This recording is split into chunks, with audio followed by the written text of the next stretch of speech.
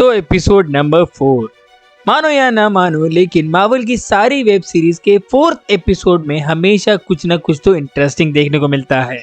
तो भाई मैं हूँ आदि फ्रॉम अर्थ 616, लाया हूँ आपके लिए एपिसोड 4 में से कुछ ऐसे डिटेल जो आपने पहली बार देखते हुए शायद ही मिस कर दिए होंगे। तो शुरुआत होती है व्हाइट टाइगर के कॉस्ट्यूम से, जिसे उसके मरने के बाद निकाला जा चुका है।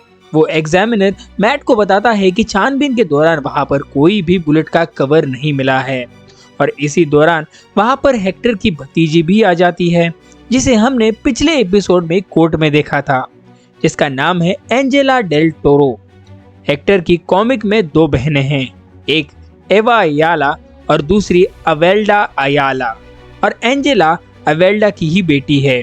और इसे भी अंडर एस्टिमेट मत करना, ये दिखती बच्ची है लेकिन आगे चलकर ये एक व्हाइट टाइगर बनने वाली है। वो मैट को बताती है कि वो भी अपने अंकल की तरह शहर को बहुत ही हेट करती है।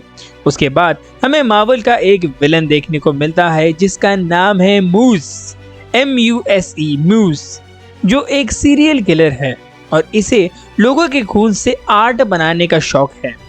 भाई इसको परफेक्टली कॉमिक एक्यूरेट दिखाया गया है।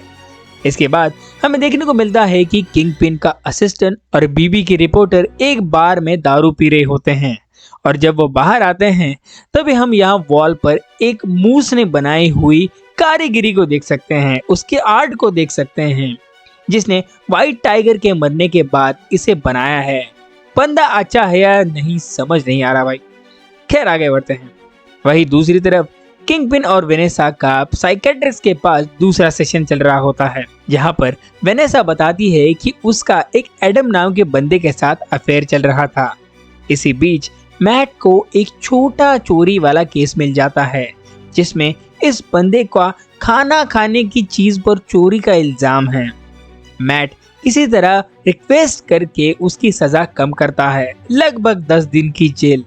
और इसी दौरान यहाँ पर स्क्रल का रेफरेंस भी दिया गया है। Could it have been a scroll? मतलब ये वाले सीरीज सीक्रेट इन्वेजन के बाद की ही है। और भाई इस बीच हमें एक और क्रश मिल चुकी है। मैंने उसको इतना देखा जितना देखा जा सकता था। उसके बाद मैट उस जगह पर जाता है जहाँ पर व्हाइट टाइगर यानी कि हेक्टर को मारा गया था।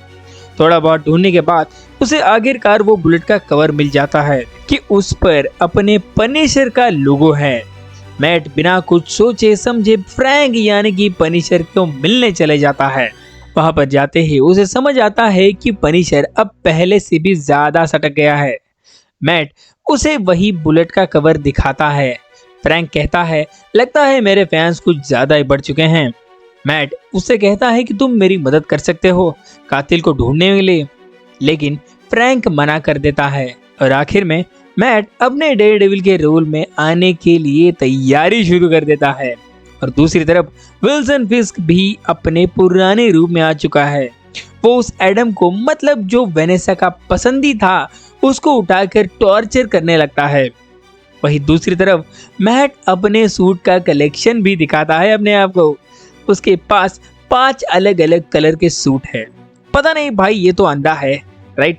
फिर अलग अलग कलर होने का मतलब क्या है? सोचने वाली बात तो है।